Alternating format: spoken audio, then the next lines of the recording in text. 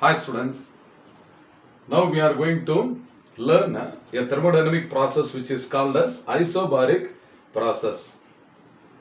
So what is the definition of an isobaric process? It is a thermodynamic process which occurs at constant pressure. But the other thermodynamic variables, namely volume V, the temperature T, and the internal energy of the system U will change. Okay, for example, let us consider the boiling of water. Okay, boiling of water in a open vessel, or cooking of food in a open vessel. Both are very good examples. Okay, cooking of food in open vessel. So when we boil the water in an open container, the pressure of the system will be equal to the atmospheric pressure. So the pressure remains constant, but the temperature changes and the volume also changes. As a result, the internal energy is also going to change. Okay, now we have studied equation of state which connects the thermodynamic variables. So what is the equation of state corresponding to an isobaric process? So first I will write the equation of a state. So in general, P into V is equal to mu into R into T. This is the ideal gas equation for mu moles. In an isobaric process, the pressure also is a constant. So pressure P will be a constant. So I can write this equation, or V is equal to mu into R divided by P into T. So here T is a variable and V is a variable, but this P is a constant. So already number of moles mu is a constant, universal gas constant R also is a constant, and hence mu R by P will be a constant. So this is a constant into T. V is proportional to T. Okay, so V is proportional to T. This equation you must have already studied as a Charles' law, is it not? So the gas obeys Charles' law. V is proportional to T. That means what? V initial, okay? V initial by T initial must be equal to V final divided by T final. So this must be equal to a constant. Or V by T must be equal to a constant. Now we are going to derive expressions for the work done by the system. Okay, work done, expression for the work done by the system. Here the system is assumed to be an ideal gas. So this is the expression for work done. Now what is the work done? In general, we have derived W is equal to integral of P into dV. But here pressure remains constant. Is it not? Pressure is a constant. Therefore, this can be taken as P into integral of dV. And the volume changes from V initial to V final. Therefore, W is now equal to this pressure constant P into integral of dV is V. So the upper limit is V final. So this is a V final minus the lower limit is V initial. Okay.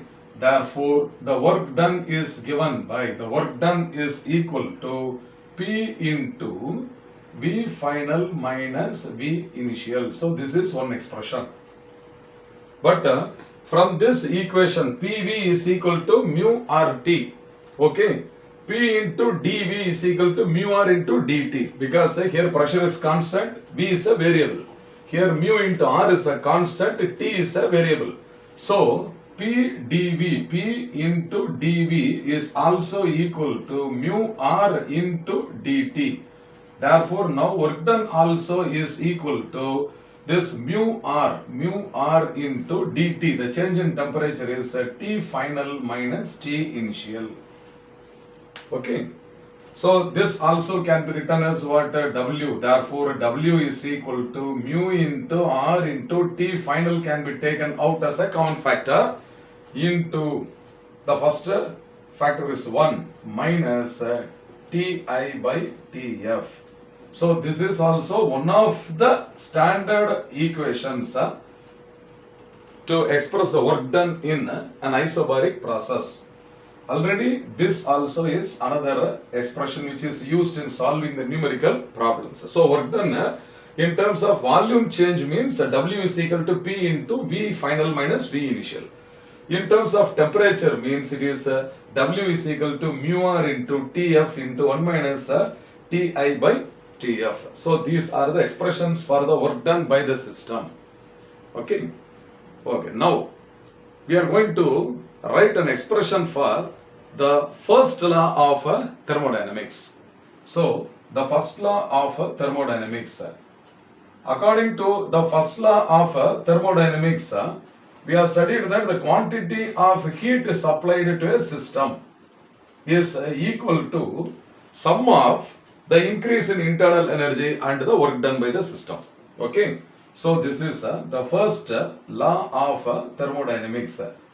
So the general statement of thermodynamics, suppose if delta Q is the quantity of heat supplied, you may use a simple Q also, but I have taken a small quantity of heat, delta Q supplied to the system is equal to the sum of the increase in the internal energy, that is delta U, okay, plus the small work done is delta W. Understand? So you may also write this as Q is equal to delta U plus W also, as you like. Okay. So this also can be written as what? So this equation, this is also equal to delta U plus W. Okay. Q is equal to delta U plus W also. So now this quantity of heat is equal to delta U is the change in internal energy, plus instead of work done we can write any of these two equations. So plus P into V final minus V initial if the initial and final volumes are known to us. Or okay, this delta Q also can be now written equal to what? The change in internal energy delta U, plus instead of this in terms of change in temperature also we can write. So this is mu into R into T final minus T initial. So these are all useful to us while solving the numerical problems. Okay, children. Now the indicator diagrams, different types of indicator diagrams we are going to draw now. So among them, first I am going to consider the PV diagram. So this is the indicator diagram. First PV diagram, pressure versus volume. I am going to draw the graph under two conditions. Now you will see that in this isobaric process, the pressure is kept constant. Pressure is kept constant. The volume may change. Okay, volume may change or the temperature may change. Okay. Now let us take what happens if the volume changes. Now volume is increased. Volume is increased. So the volume initially, let us take this is the volume. Then finally I will take another point here. So these are the 2 points. Now I am going to draw a graph. The volume now increases. So when the volume increases from V initial, so this is what? V initial. This is V initial. And this point is what? V final. So can you see that the volume has increased by keeping the pressure as constant? Understand? So this is increased volume. So here volume increases. Now you find the slope for this graph, slope. So dP by dV. So if you take dP by dV, that is the slope. So dP by dV is now equal to 0. The slope is equal to 0. And the PV graph is a straight line parallel to the volume axis. Okay. Suppose let us take another graph so that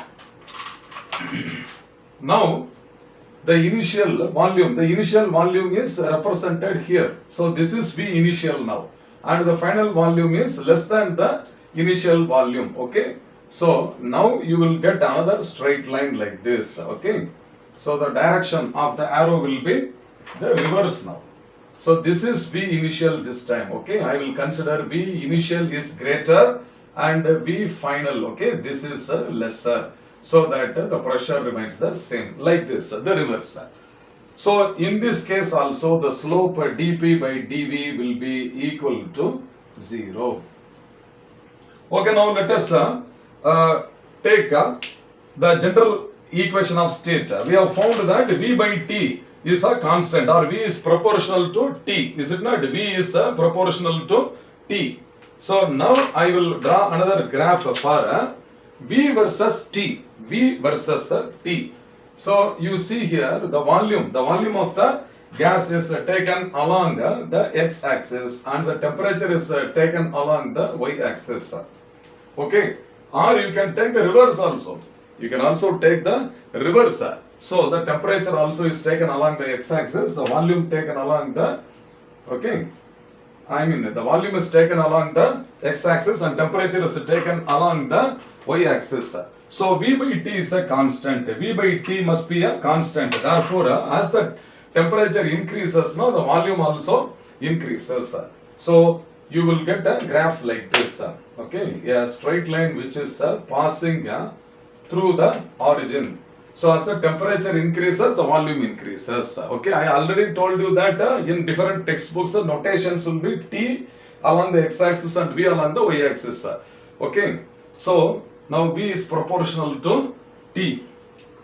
So this graph is a straight line. Suppose if you take the temperature along the x-axis, means then you can also write V versus T, so that the slope is dP by dt. Understand? dP by dt. So this is a straight line passing through the origin. Understand? A straight line passing through the origin, and this is equal to a constant. The slope will be always a constant. Understand? You can take any points. So any 2 points on this graph, and if you find dV by dt, so this is this should be dV by dt. Understand? It must be a straight line and it must be a constant.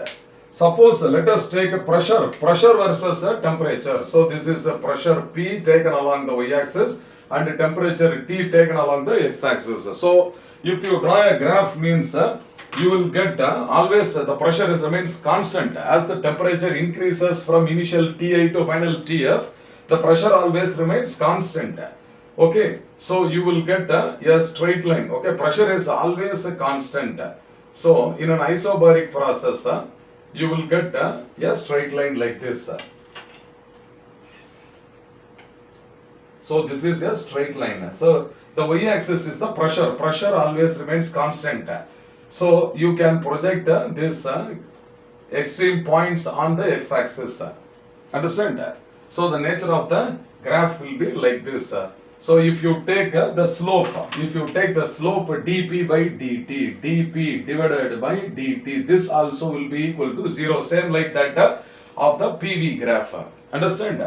So the pressure versus temperature graph also, you will get the slope dP by dt is equal to 0. So what is meant by an isobaric process we have defined? It is a thermodynamic process in which the pressure remains constant, while the other thermodynamic variables such as the volume V, temperature T and internal energy U, they are going to change. So best example is what boiling of water or cooking of food in a open vessel, so that the pressure of the system, that is water, hot water, is equal to that of the atmospheric pressure.